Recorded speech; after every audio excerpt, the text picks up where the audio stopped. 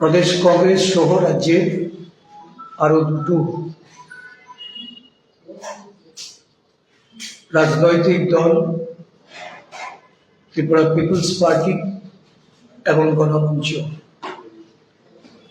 আমরা তিনটি দল মিলে বিগত লোকসভা নির্বাচনে 8 দলের একটা জোট আমরা প্রতিদ্বন্দ্বিতা করি। পরবর্তী সময়ে আমাদের ধারাবাহিকতা বজায় রেখে আমরা আগামী বিধানসভার উপনির্বাচন ধর্মনগরে এবং রাজ্যের 28টি